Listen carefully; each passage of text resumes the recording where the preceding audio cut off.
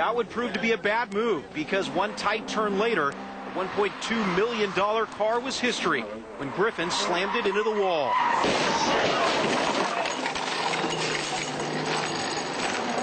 The car's totaled.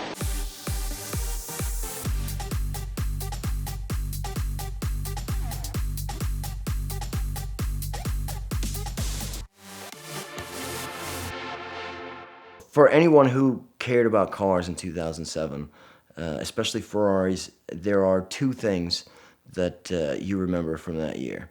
A really stupid movie and a really stupid crash. Of course, I'm talking about Redline, funded and produced by Daniel Sadek, starring Eddie Griffin, who, as we all know, crashed the Enzo that was used in the movie, serial number 130727. He crashed it after the movie debuted during what was supposed to be a publicity stunt. Him driving the car around in a closed area, and he plowed the car into a concrete barrier. There's no proof, I have no proof that it was deliberately crashed, but that remains the belief today. No one thinks that this was a genuine accident. Especially if you look at the video, the post-accident video with Eddie Griffin. A brother can do karate, brother can't drive. Undercover brother's good at karate and all the rest of that, but brother can't drive. He had access to an entire circuit where he could drive the car, and debut its prowess for onlookers.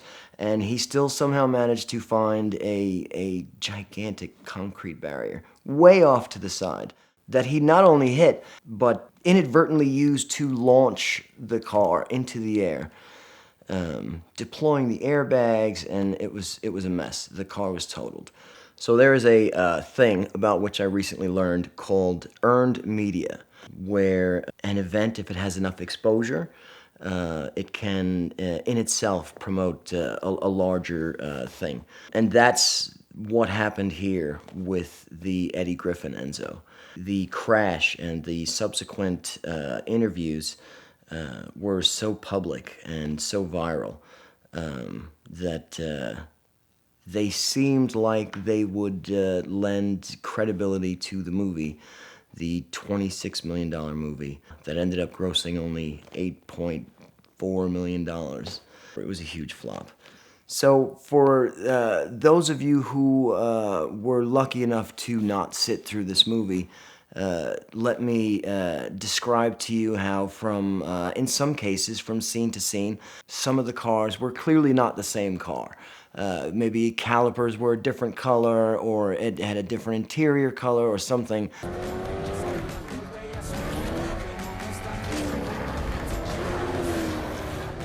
Clearly very low-budget transitions. They wrecked or crashed several replicas of exotics, but they also wrecked a real Carrera GT, which I believe already had a salvage title, which allowed them to justify wrecking the actual car in the movie.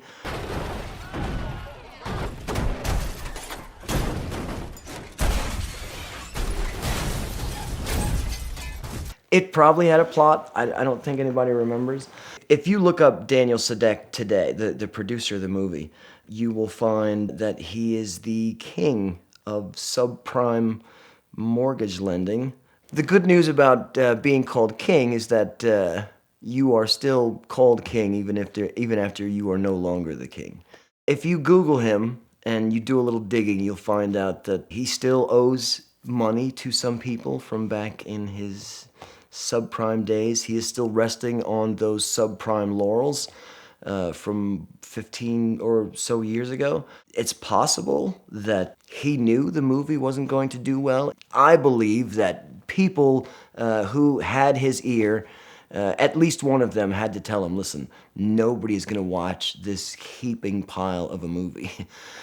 So it's possible in some misguided stroke of genius that he thought, okay, so let's generate some publicity to get people to see this movie.